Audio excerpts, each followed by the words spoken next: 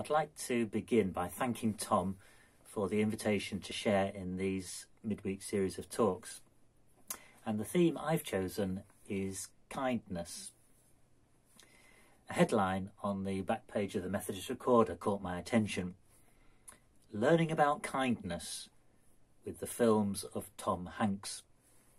The writer of the article, who's a New Testament scholar in Birmingham, describes watching Tom Hanks films with his children during lockdown, including a recent one, A Beautiful Day in the Neighbourhood. And in this, a cynical reporter goes to interview a much-loved children's TV presenter, played by Tom Hanks, intent on unearthing some darker aspects of this apparently saintly character. And in the film, which is based on a true story, the kindness of the presenter triumphs over the cynicism of the reporter. And in fact, a deep friendship develops between the two men. Kindness is not a very common word in the New Testament, but it's most definitely there. Listen to St. Paul in Colossians chapter 3. Therefore, as God's chosen people, holy and dearly loved, clothe yourselves with compassion, kindness, humility, gentleness, and patience. I suppose to some people, those might sound like weak qualities.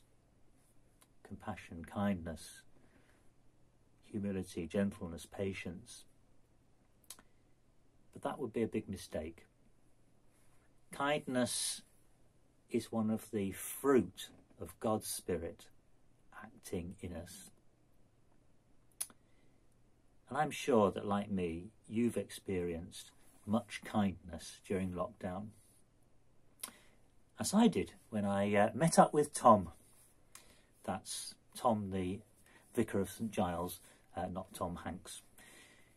Sitting at either end of a bench in Goldenacre Park, Tom gave me an unexpected present, an inspirational book about the rhyme of the Ancient Mariner.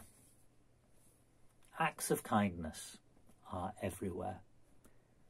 Families linked with our Pizza Sunday have been writing welcome cards to asylum seeker families temporarily housed in a local hotel.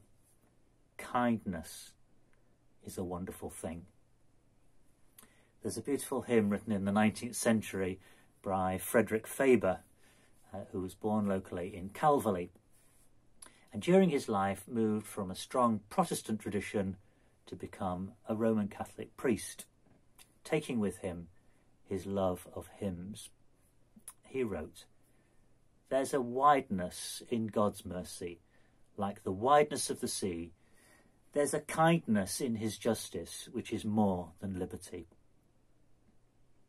And I find this hymn especially powerful, particularly as I think of how many preachers of the time like to dangle their hearers, metaphorically at least, over the fiery pit of damnation.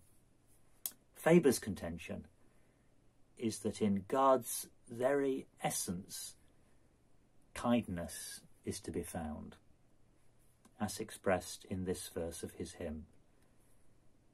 For the love of God is broader than the measures of the mind, and the heart of the eternal is most wonderfully kind. We'll explore kindness a little more next week.